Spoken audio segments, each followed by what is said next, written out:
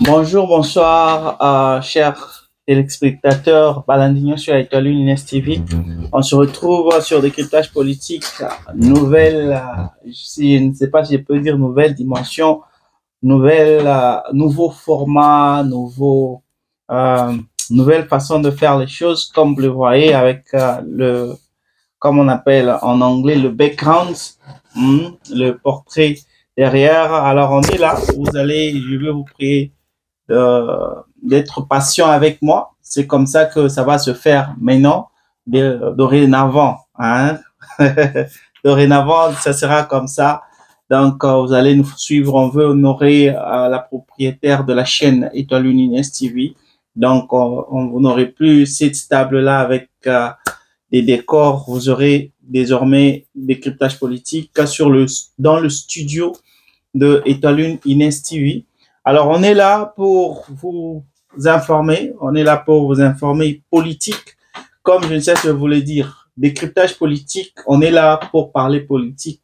On n'a pas de parti pris. On n'est pas là pour faire plaisir à quelqu'un. On est là pour vous dire la vérité. Parce que si on se mettait à faire plaisir à des gens, on va oublier notre mission. On va oublier ce à quoi on est là, parce que je ne sais ce que je voulais dire. La motivation que nous avons de venir vous parler, malgré le temps qui pose parfois défaut, la motivation, c'est de voir notre Congo changer, c'est de voir les choses changer. Voilà pourquoi on est là. Donc, ne nous en tenez pas à rigueur. Si vous êtes quelqu'un de Félix Tshisekedi et que vous trouvez qu'on ne parle pas en bien de Félix Tshisekedi, en tout cas, je m'excuse par rapport à ça. C'est notre façon de faire les choses. On n'est pas payé par quelqu'un et on ne veut pas que quelqu'un vienne nous payer pour qu'on puisse parler du bien de Félix Tshisekedi. On ne veut pas que quelqu'un vienne nous payer pour qu'on parle du bien de Joseph Kabila. Ça ne va pas marcher. En tout cas, vous n'êtes pas la bienvenue. Si vous voulez nous soutenir avec des intentions comme quoi qu'on commence à parler du bien seulement de tel et laisser et parler du mal de l'autre, ça ne va pas se passer comme ça. On travaille avec notre conscience. Notre conscience nous pousse à vouloir assez que les choses puissent changer. Alors, si Félix Tshisekedi fait ce qui est bien, on va venir vous le dire. Et si il fait ce qui est mauvais, on va aussi venir vous le dire. Donc, c'est comme ça sur des cryptages politiques. Malheureusement, pour certains qui n'aiment pas la vérité, alors qui aiment aveuglément leurs politiciens, cela ne va pas vraiment vous plaire. Voilà pourquoi je ne cesse de dire que le décryptage politique n'est pas aussi populaire que les autres branches politiques, les autres émissions politiques présentées par d'autres personnes, parce que la plupart de ces personnes sont payées par des gens pour parler en bien de leur personnalité politique. Alors, c'est un peu ça. Chez nous, c'est pas le cas. En tout cas, on se tient, on veut avoir une conscience tranquille. Voilà pourquoi on est là. Alors, on va vous parler de l'Assemblée nationale. On va vous parler de l'Assemblée nationale. Je devais vous revenir sur ce sujet parce que la dernière fois que je vous ai parlé de qui ça, de Vital Kamerhe qui était sujet d'un processus de destitution. Il y avait une motion qu'il allait qu'il courait alors une motion de destitution qui guettait. Alors cela devait seulement se pratiquer. On attendait seulement le vote, le jour même du vote, avant même que les députés puissent voter. Vital Kamerhe avait démissionné. Alors, l'Assemblée était dirigée par le vice-président, celui qui était le vice-président de l'Assemblée nationale. Alors, selon la loi, ce dernier ne peut pas continuer jusqu'à ce qu'il y ait un calendrier électoral. Donc, nous devons, ils se doivent de voter maintenant un président qui sera officiel, un président permanent de l'Assemblée nationale. Alors, je vais vous parler de ça. Je vais vous parler de ça en long et en large. Je vais vous parler, il y a un soldat, un rescapé des M23 qui a été appréhendé par nos forces FARDC, qui a eu un témoignage qui nous a dit ce qui se passe, la technologie qu'utilisent les M23. Je vais vous parler aussi de ça. Je vais vous parler du pillage de la mine Twangisa, qui se fait parler vraiment de lui. Ce pillage, c'est depuis la semaine dernière qu'on parle de ça. Non, c'est cette semaine-là, c'est cette semaine ici que les propriétaires de cette mine ont porté plainte. Alors, je vais vous parler de ça. Il y a Félix Tshisekedi qui est cité dans ce dossier. Je vais parler de ça. Alors, en première information, comme je ne cesse de vous le dire, j'aime couvrir toute l'actualité en République démocratique du Congo. Alors, en première information, je vais vous parler de la première dame qui a annoncé s'adresser à la nation. Elle a dit qu'elle avait quelque chose à dire aux Congolais. Donc, si vous suivez l'émission demain, vous allez suivre sûrement ce qu'elle a dit. Mais aujourd'hui, c'est samedi et on ne sait pas encore jusque-là ce qu'elle a pu annoncer. Mais c'est un peu regrettable que la première dame puisse avoir des mots ou une adresse à la nation, parce que, à ce que je sache, ce n'est pas elle qui est en fonction. Elle est là, elle est respectée comme la première dame parce qu'elle est l'épouse du président de la République, qui est Félix Antoine Tshisekedi Tshilombo. Alors, voir la première dame dire qu'elle a un message ou un mot à adresser à la nation, elle va le faire en tant que qui? Elle va le faire en tant que qui? Donc, y a déjà des gens qui l'insultent, qui disent comment c'est ça, ça montre du désordre dans cette famille-là. Comment lui, Félix Tshisekedi, peut laisser sa femme s'adresser à la nation? Alors, il y a beaucoup de choses qui se racontent là-dessus. Nous espérons seulement que le message qu'elle aura apporté, peut-être qu'elle va le porter au nom de son mari, peut-être. Mais nous attendons vraiment ça. Mais si c'est un message personnel qu'elle a adressé à la nation, en tout cas, ce n'est pas, je trouve cela inapproprié. Elle n'a pas de message, elle ne peut pas envoyer un message, adresser un message à la nation, parce que c'est pas elle qui est en fonction. Ça ne se fait nulle part. À moins que Félix Tshisekedi allait aussi s'adresser à la nation et qu'il était aux côtés de la première dame et qu'il laissait la place à la première dame de dire quelque chose, oui. Mais pas dire qu'elle-même, c'est pas pendant la période de campagne ou qu'on sort, vous ne pouvez pas juste venir comme ça et vous adresser à la nation au moment où votre mari est avec vous. Bon, je vous laisse faire vos commentaires, donner votre avis dans les commentaires. Quant à moi, je passe à la deuxième information. Le ministre de la Justice met fin au permis de culte obligatoire instauré par son prédécesseur Constant Moutamba. Vous allez vous rappeler du temps de Constant Moutamba, le célèbre ministre de la Justice. Il avait instauré, parce que selon lui, c'était du désordre. Il y avait beaucoup d'églises en République démocratique du Congo. Selon lui, c'était tous les 100 mètres, il y avait une église, tous les 100 mètres, alors il avait exigé que toutes les églises soient reconnues par l'État, que toutes les églises puissent se procurer de permis de fonctionner. Alors, avec le nouveau ministre de la Justice, il a dit carrément non, pas question. Il a mis fin à ça. Il n'a pas donné de motifs pourquoi il a dit non à ça, mais quand même, il a dit pas question, vous pouvez avoir une église même sans permis.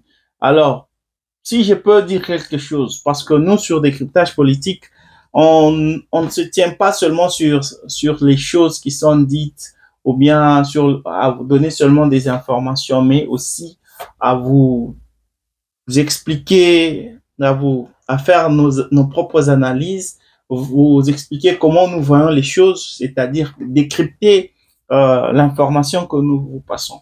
Alors, par rapport à ça, je trouve que ce n'est pas une bonne chose, ce qu'il a fait. Mais Moutamba avait raison. Normalement, il faut qu'il y ait que toutes les églises qui fonctionnent dans un pays soient enregistrées. Ça se fait partout dans les pays développés. Cela devait être le cas avec la RDC. La RDC n'est pas toujours appelée à rester dans le recul derrière les autres pays. Même les pays en voie de développement, ça se fait. Vous allez prendre les pays comme la Zambie. En Zambie, il y a, les églises sont enregistrées.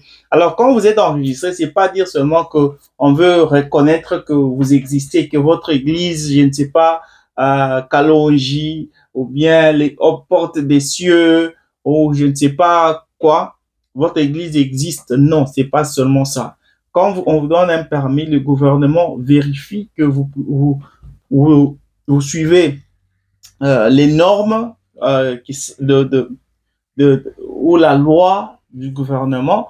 Par exemple, en Zambie, quand vous êtes en Zambie, un pasteur qui a une église qui est enregistrée, euh, qui a un permis de fonctionner en Zambie, un pasteur ou je ne sais pas, un homme de Dieu ne peut pas venir vous dire que vous avez la sorcellerie ou dire que votre père est sorcier, des choses comme ça, des prophéties ou visions comme ça ne peut pas se faire. Vous avez le droit de porter plainte parce que c'est une atteinte à votre dignité, à votre personnalité. Donc, on exige aussi, ce n'est pas seulement que vous soyez reconnu, mais on exige aussi assez que vous ayez une certaine manière de fonctionner. C'est-à-dire, il y a certaines choses que vous ne pouvez pas dire ou faire dans une église. Alors, dans ce qui se passe au Congo, quand on voit des hommes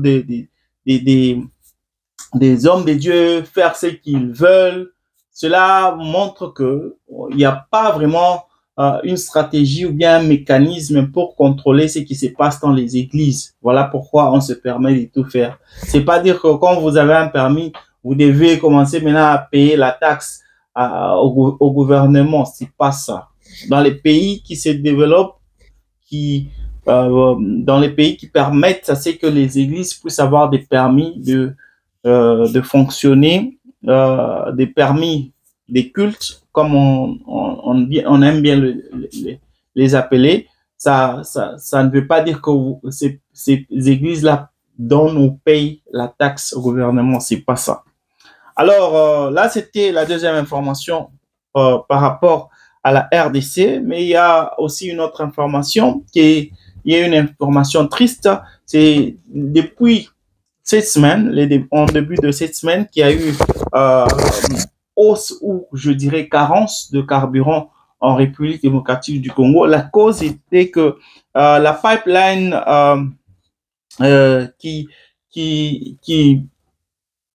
la pipeline qui est utilisée pour pomper du carburant de CEP Congo, cette pipeline avait été vandalisée par des individus, ce qui a entraîné la fermeture de, du, la fermeture qu'est-ce que je peux dire là, de la livraison du pétrole parce que il y a eu l'essence qui commençait à couler. Il y a même ceux-là qui sont partis à récupérer ou qui ont essayé de voler l'essence qui coulait parce qu'on a vandalisé la pipeline. C'est à la réserve, aux produits pétroliers d'Ango Ango. Alors, le gouvernement, au travers de son ministre des hydrocarbures, a signalé les peuples congolais, les Kinois en particulier, que la situation allait prendre 2 jours pour être rétablie. On a pu réparer la pipeline. Au moment où je vous parle, la situation est restaurée. Mais toujours par rapport à ça, si je dois dire mon mot, c'est que dans tout pays qui se respecte, vous ne pouvez pas dépendre seulement. Le pétrole congolais, ce n'est pas du pétrole qui est produit au pays. Non, nous dépendons du pétrole externe. Donc, le pétrole qui provient de l'Angola en majorité. Donc, nous dépendons de leur pétrole et du Congo-Brazza.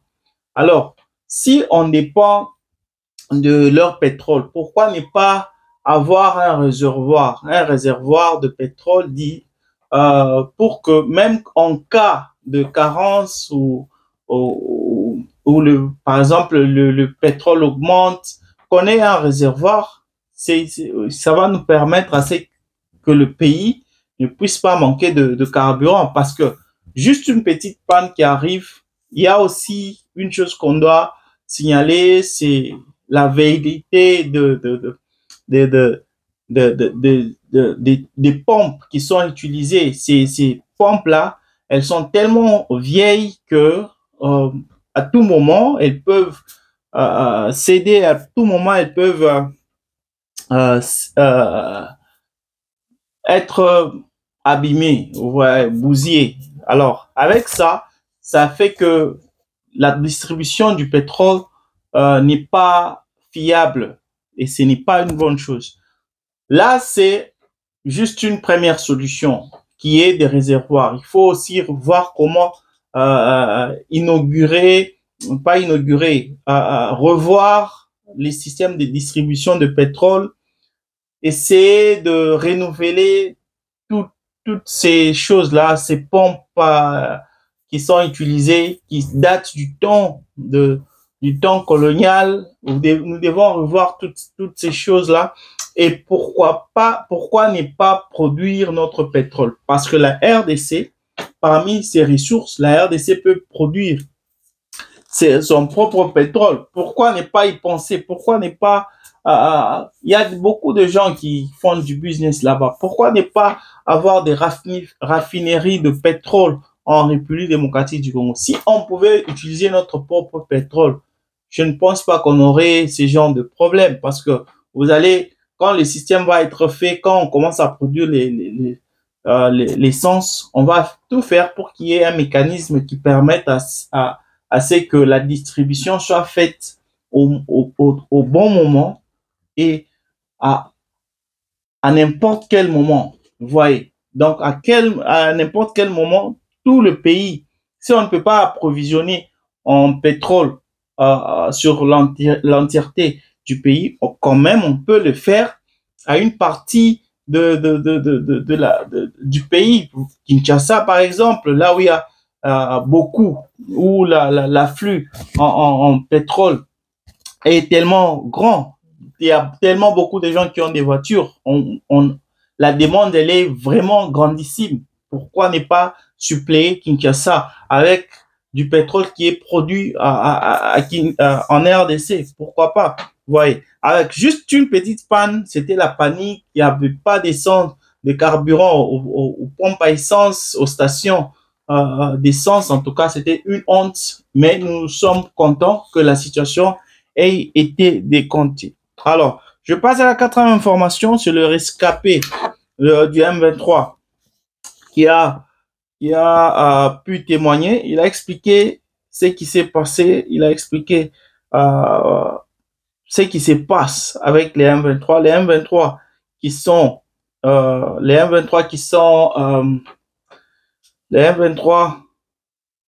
nos rebelles. Les M23 qui sont derrière ce qui se passe à l'Est. Alors, je vous passe un peu son témoignage. Il nous explique tous ce qui se passe avec les M23. Il explique leur technologie.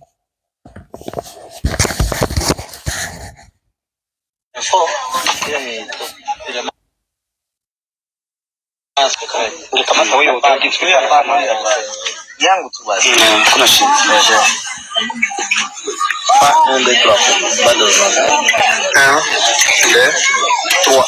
Ok, merci beaucoup. Moi, général, tout ça, là, t'entends, il y a Bini et pas il y a M23. Mais à ce Shanghai, après, c'est l'information à l'objet que, il y a la Motorola, Bazana Motorola, mon frère Moulin, Tango, et tout solo là, à 14 fréquences, n'a pas de n'a pas bazalé, le sur Bayoka. Bazape na appareil mosusu avant soko yebima tango epumbwi bango bazomona yango na appareil na bango ye azalaki kuna. Est-ce que vous pouvez expliquer? Oui. Ouais. Donc ngai ndo na nyaloba en tout cas na bitumba mbanyesho iloko soko pana kana bitumba bango bazolanda. Bazana mutuka moko obenga ngo lipita koma Motorola komba Motorola na lipita donc nyonso bazoloba na mutanyesho bazolanda.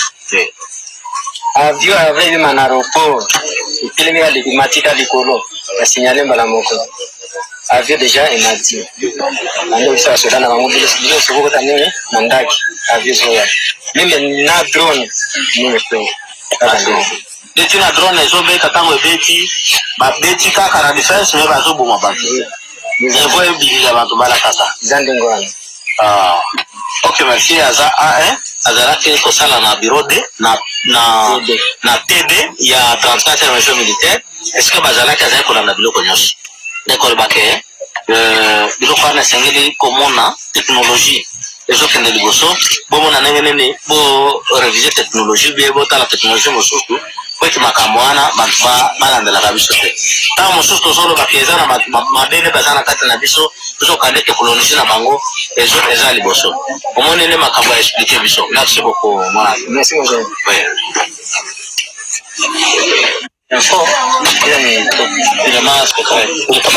Voilà. Avant que je puisse faire mon analyse, je vous prie de suivre un peu ma publicité, tout ma publicité.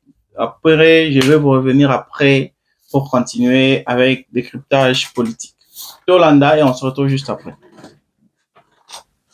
Année à Sika, solo ya Sika, agrandissement des troisième jambes, qui mobile et salakate, pezamu kie, mama azo sepelate na mbetu, na gavke, et la mouki, feti et zongi, ba mama e, on a ba problème ya mabota, myome, fibrome, trompe, kiss, règle abondante, ménopause, attaque, komina, 65 ans, mama, okobota mwana, yoka bien, dépression, maladie mentale, autisme, ata mwana alobakate, mokulu makasi, tope alalakate, tozali na solution, na gavke, bona loposo, totikali simate, vergete, babengi nduta, bouton, tache, 5 jours ya bamba, oteli lokola lilala, teint uniforme, tozali na gamme complète, ya kopakola, ya injection, ya comprimé, ya suppositoire, esengo ezali, mama, olingi ovimbisa, tolo pesima, sans opération, benga biso na lombango, papa, mama, yo oyo, otungisama mingi, na maladie, hémorroïde, interne, topé, externe, yoka, na 2 jours ya bamba, omoni changement ya solo, ebongo, bona bokono ya, diabète, AVC, tension, topé, obésité, cave-cœur, gros solution, perte de poids, naturellement, au coco ta salle de sport, théo, na kisi ya comprimé, injection, na cave-cœur, au zongi mobimba. Ba produit na biso ezali 100% naturel et salemi na ba plan na ba industrie ya Allemagne pe Angleterre na Gavker oko sepela. Voilà, vous avez tout suivi publicité, il y a Gavker, hein, Gavker qui sponsorise Étoile Inès TV, vraiment. Je vous prie de les appeler. Vous avez n'importe quel problème que vous avez, en tout cas, soyez libre de les contacter. Ils vont vous venir en aide. Donc, n'hésitez pas. C'est très rassurant. Ça fait beaucoup d'années que que Gavker, on travaille ensemble avec Gavker. En tout cas, n'hésitez pas de les contacter. Ce ne sont pas des aventuriers, ils sont sûrs. Donc, on ne peut pas venir pendant des années vous parler de Gavker et si on n'est pas sûr de Gavker. Alors, je vous prie vraiment de les appeler pour recevoir leur service. Vous allez trouver que vraiment, vous n'allez pas être déçus. Comme maman Étoile aime toujours le dire, la santé n'a pas de prix. Hein? Il faut prendre soin de vous. Maintenant que vous le pouvez, il faut vraiment prendre soin de vous. Alors, je retourne sur... On a tout suivi le témoignage de cette M23, rescapé M23, qui a parlé des stratégies, de la technologie des M23. Donc, les M23, ils ont des radios. Donc, tout ce que les FARDC sont en train de causer, ils ont les signaux, ils écoutent tout. Même quand il y a un avion qui décolle, ils ont déjà l'information que il y a un avion qui a décollé à partir de tel endroit et de là où ils sont, ils peuvent même décider de bombarder ça. Je vous avais dit que notre armée était par terre, notre armée n'avait pas vraiment n'a pas dire que n'a pas les niveaux de reconquérir l'Est du pays. Je ne peux pas dire ça. Je vous ai déjà expliqué les faiblesses de notre armée. Je vous ai déjà expliqué ça. Mais les M23 travaillent avec le dernier niveau. Leur arsenal militaire est de dernière génération. Ce sont des gens qui sont fournis en armes par la France. Il y a Israël, il y a les États-Unis, il y a l'Angleterre qui les fournissent en armes. Donc, nous qui sommes en embargo, on ne peut pas contrôler tout ce que nous voulons acheter. Donc, on peut vouloir acheter toutes les armes qu'on voudra, mais cela doit être autorisé par les États-Unis. Donc, on est sous embargo, on est limité. Donc, les M23, ils ont tout. Voilà pourquoi, c'est qui explique aussi pourquoi notre armée se retrouve des fois en embuscade. On les retrouve comme ça et puis ils n'ont rien à faire. On les surprend. Donc, vous comprenez. Alors, je ne vais pas faire trop d'analyse sur ce point. Je passe à une autre information, le pillage de la mine de Twangiza. Par rapport à ça, pour ceux-là qui ne savent pas, cette mine de Twangiza se retrouve au sud Kivu. Alors là, les travailleurs ou bien le propriétaire de cette mine de Twangiza a porté plainte contre les M23. Il se peut que ces M23 ont volé de l'or de l'or qui pèse 500 kilos. À part l'or qui pèse 500 kilos qu'ils ont volé, ils ont volé des minéraux qui valent jusqu'à 70 millions de dollars. Là, ce sont les M23 qui ont volé cela. Après avoir volé, ces gens ont porté plainte que les M23 ont volé leur or dans cette concession aurifère. Ces gens du M23, ils ont nié cela. Ils ont dit pas question. D'ailleurs, j'ai suivi ça moi-même aussi sur RFI. Ils ont dit pas question. Ces gens-là sont des menteurs. Hein, ces gens-là sont des menteurs. Nous, on n'a jamais volé de n'importe quoi. Alors, je vais vous passer d'abord la réaction du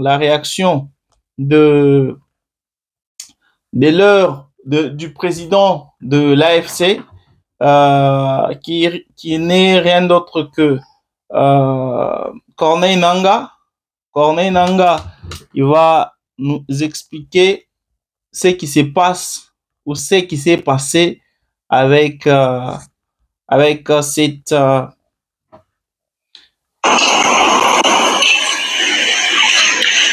Donc c'est une société qui a exploité pendant tous ces années.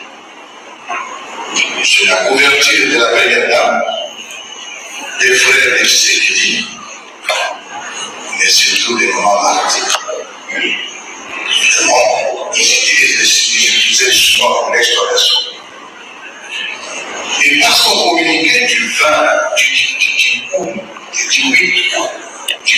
mai 2025, le directeur général de cette société, chinois, M. Chao Feng, a déclaré qu'ils auraient mis fin aux activités de cette compagnie à Tunisie. Il poursuivra dans la même déclaration que ce qui était comme produit d'exploitation alors avait été enchaîné des Twangiza vers Kivu avant d'entrer l'arrivée de AFC M23.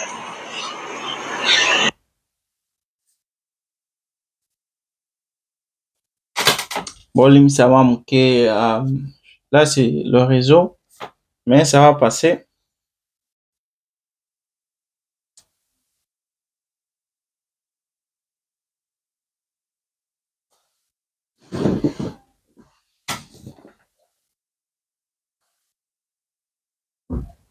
L'exploitation alors avait été enchaînée des Twangiza vers Kivu avant l'entrée et l'arrivée avec ces M23. Bon, voilà. Donc, par rapport à ça... Avant l'arrivée de la FC23, les stocks d'or qu'il y avait étaient acheminés à qui? Dès l'arrivée de la FC23 à la libération, certains équipements ont été identifiés comme tels encore. Et ces équipements étaient justement destinés à cette exploitation. Ceci dit, la mine n'est plus sous exploitation. Les équipements, il y a des exploitants qui ont toujours existé bien avant et qui, en trichant et faisant, ils sont là. Et les bombardements qui se font aujourd'hui, on bombarde la société, disons, les artisanaux qui opèrent dans ces zones. Il est évident que nous ne sommes pas des exploitants, nous sommes des révolutionnaires. Notre élite, ce n'est pas chercher l'or. Nous n'avons jamais d'ailleurs été il y a 10 ans, je ne sais pas. Non. Et aujourd'hui, le régime lance à bombarder les différents sites et prétend recouvrir justement les forfaits qu'ils ont fait à ces niveaux. Voilà, vous avez tous suivi. Là, c'était la réaction de Corneille Nangaa, qui est le président de l'AFC. Il est clair dans ce qu'il dit. Il dit, selon lui, je m'excuse, selon lui, c'est le pillage de cette concession aurifère du nom de Twangiza. Ce sont pas les M23 qui ont pillé ça. Il y a la famille de Félix Tshisekedi. Il a cité la première dame, Madame Denis Nyakeru. Ce sont eux qui ont pillé cette mine avant même l'arrivée des M23. Ils ont pillé, ils ont acheminé tous les minéraux qu'ils ont volés à Kwilu. C'est là qu'ils ont acheminé. Et au moment où il était en train de parler, ils ont bombardé cette mine-là pour cacher ou camoufler leurs traces, pour qu'on ne sache pas que c'est eux qui ont volé l'or de cette mine de Twangiza. Mais, comme je vous l'ai dit, moi j'ai suivi l'intervention en direct de dirigeants des propriétaires de cette mine de Twangiza. Ils ont été clairs, ce sont les M23 qui ont volé les 500 kilos de l'or. Les 500 kilos d'or qui ont été volés, c'était les M23. Et les minéraux et l'argent qu'ils ont volé sont estimés à 70 millions de dollars. On n'a pas cité la famille de Félix Tshisekedi. La famille de Félix Tshisekedi, elle est citée plutôt, c'est vers le Katanga. Il y a des mines qui sont pillées par la famille de Félix Tshisekedi. On les a déjà cités. Il y a des ONG qui ont porté plainte. Les propriétaires même de ces banques ont porté plainte. Okay? Ce sont des gens, soi-disant de la famille présidentielle, qui envoient ces gens-là qui envoient les Chinois et les Libanais aller prendre des remblais. Après avoir travaillé ça, ils vendent ça et l'argent qui entre, on leur paye des quotas et la plupart ou bien la majorité de l'argent gagné va directement dans le compte de la famille présidentielle. Alors, je vous laisse juger par vous-même, mais quant à moi, selon mes sources, selon ce que j'ai suivi sur cette mine de Twangiza, ce sont bel et bien les M23 qui ont pillé ou qui sont derrière le pillage de cette concession aurifère. Je vous passe l'information du jour. L'information du jour, c'est Christophe Mbosso qui annonce sa candidature à l'Assemblée nationale. Premièrement, d'abord, il a démissionné parce qu'il ne pouvait pas postuler à la candidature. Il ne pouvait pas postuler à la présidence de l'Assemblée nationale s'il exerçait encore en tant que deuxième vice-président de l'Assemblée nationale. Alors, il se devrait de démissionner d'abord, un peu comme l'a fait Aimé Bonji, qui est ministre sortant du budget et membre de l'UNC. Lui aussi, il a démissionné de son poste avant de postuler pour la présidence de l'Assemblée nationale. Alors, je vous passe un peu, encore une fois, la vidéo de Christophe Mbosso qui nous explique pourquoi il a décidé de postuler. Je vous passe ça. Et puis après, je vais vous passer encore, il y a un autre message des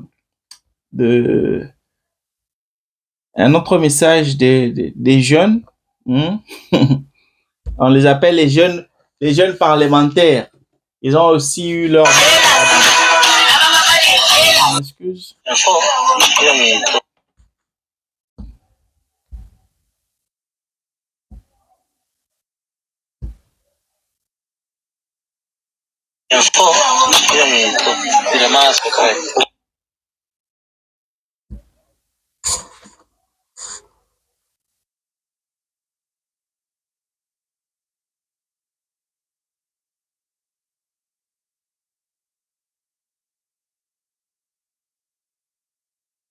Je m'excuse, hein. Donc, moi, réseau compliqué, moi, sinon, ça devait commencer, ça devra normalement commencer.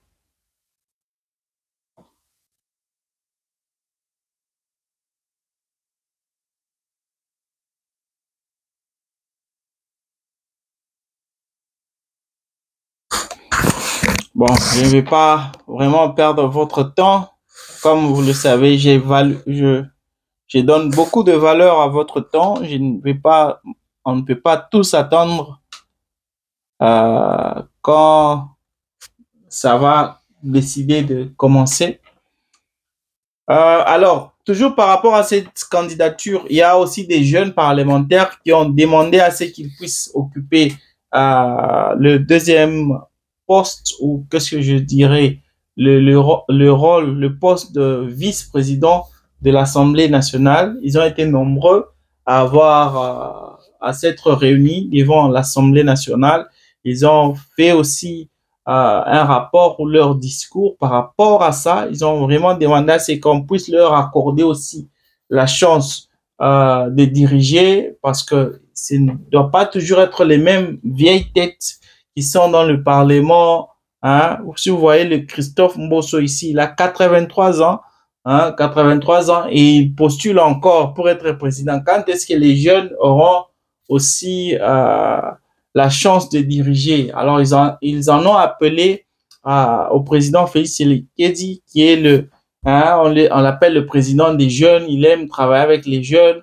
Alors, ils ont demandé à ce que ce dernier puisse les aider, à ce qu'ils puissent aussi avoir de la place dans le gouvernement. Ils ont demandé à ce que Félix Tshisekedi puisse leur accorder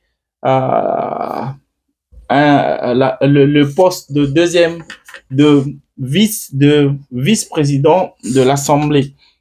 Alors, toujours par rapport à ça, je dois vous rappeler qu'il y a 12 candidatures. Il y a 12 candidatures. C'est là un communiqué ce même vendredi par André Mbata, secrétaire permanent de cette plateforme politique. Ces dossiers ont été transmis à la haute autorité politique de l'Union sacrée, à savoir le président Félix Tshisekedi pour décision. Seule la candidature choisie par Félix Tshisekedi, a-t-il précisé, sera déposée à l'Assemblée nationale pour vote. Parmi ces 12, là, j'ai pris le soin de vous présenter les 12 candidats. 3 sont de l'UDPS. Il s'agit de Doudou Dounia Mangu, Patrick Matata, Makalamba, Crispin Bindoule Mitono.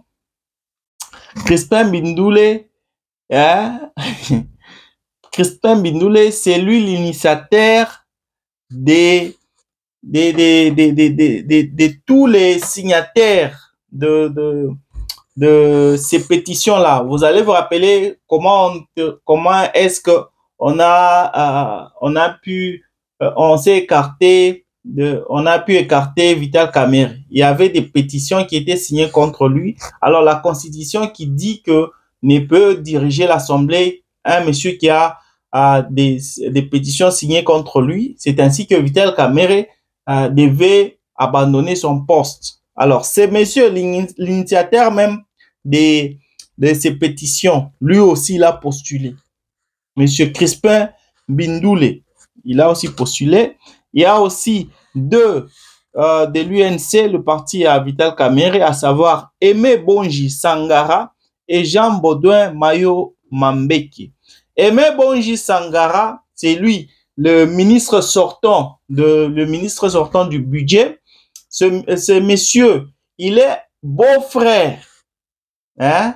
Il est beau-frère de Vital Kamerhe parce que l'ex de Vital Kamerhe, c'est la femme avec qui Vital Kamerhe a eu des enfants. Son ex là, son frère, c'est ces messieurs ici. Hein? Aimé, c'est comment encore son nom? Aimé Bonji Sangara.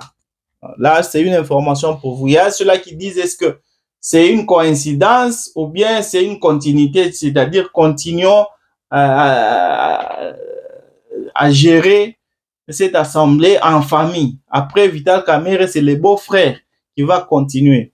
Seul le destin va nous le dire, seul le temps va nous le dire. Il y a aussi d'autres partis et regroupements politiques.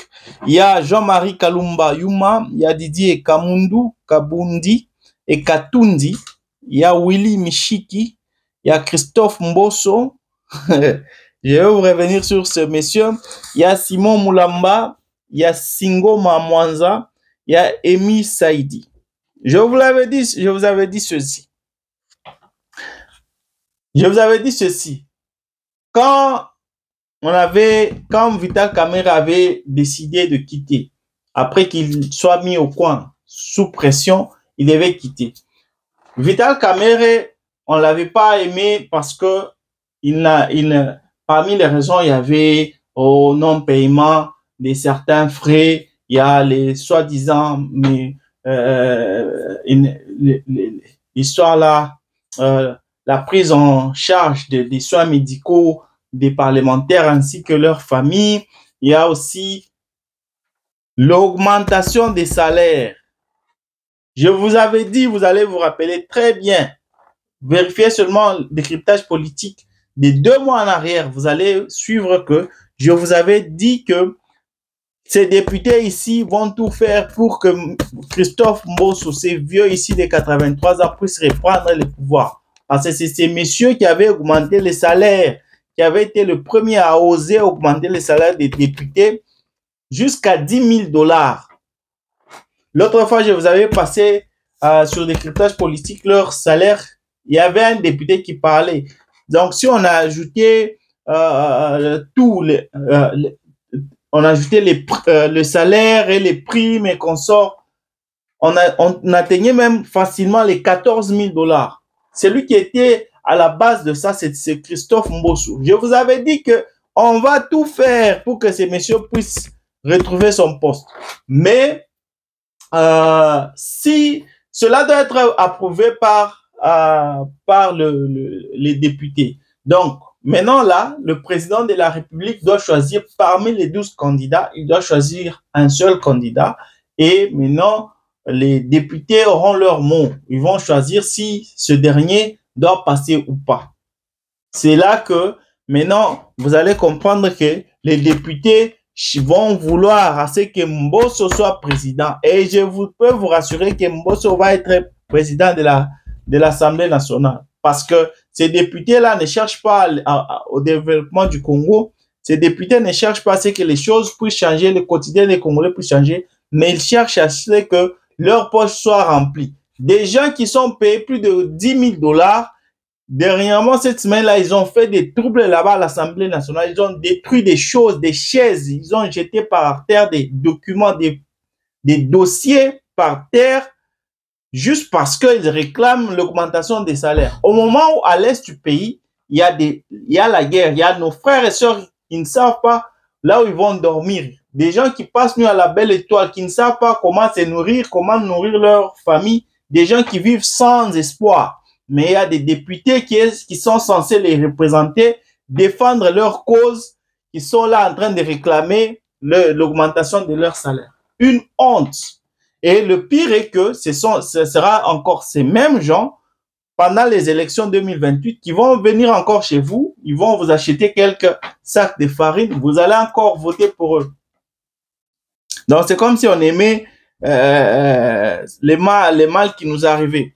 En tout cas, nous attendons tous voir la décision du président de la République, mais je vous l'ai dit, il y a beaucoup de chances que Mbosso puisse retrouver le poste de président de l'Assemblée nationale, chaise qu'il a occupé avant 2023, avant que Kamerhe ne soit nominé par le président de la République, Félix Tshisekedi. Donc, c'est lui encore qui va récupérer ce poste. Je vous ai parlé des jeunes aussi, des jeunes parlementaires qui ont aussi, j'allais vous balancer la vidéo, mais on tend vers la fin. Il y a les jeunes parlementaires qui ont aussi demandé à ce qu'ils puissent avoir un poste dans le gouvernement.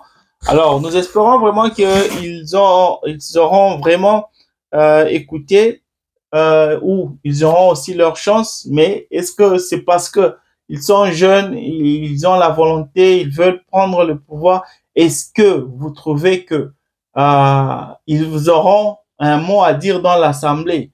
Même s'ils auront leur mot à dire, il y a toujours ces vieilles têtes-là qui dirigent tout, hein, ces vieilles têtes-là qui dirigent tout dans l'Assemblée. Ces jeunes-là seront toujours étouffés. Vous l'avez vu avec Mutamba. Il incarnait cette jeunesse brave, cette jeunesse rêveuse, cette jeunesse intelligente, innovatrice, cette jeunesse-là qui aspirait au changement. Vous avez vu ce qui s'est passé avec Mutamba. Alors, même si ces jeunes parlementaires venaient à occuper, l'un d'eux venait à occuper ce poste-là de vice-président de l'Assemblée nationale, que ces jeunes-là peuvent changer au milieu de ces vieilles têtes-là. Donc, vraiment, c'est grave. C'est ce que Mutamba avait dit. Il souhaite assez que pour que les choses changent, il fallait qu'on puisse changer toute cette classe politique-là, ces vieilles têtes-là, qu'elles soient remplacées. Mais il y a ces vieilles têtes-là qui travaillent avec leurs enfants, des enfants qui sont là, qui sont en train de travailler pour ces vieilles têtes-là. Alors, ces enfants-là sont aussi influencés par leur père. Donc, il faut se débarrasser et des parents et des enfants qui travaillent là-bas, se débarrasser d'eux. Alors, mesdames et messieurs, nous sommes arrivés vraiment au bout de décryptage politique d'aujourd'hui. Merci en tout cas de nous avoir suivis. C'était un plaisir d'avoir été de vôtre. Je vous retrouve demain avec la même force, la même énergie. Prenez soin de vous. On se retrouve demain. Bye.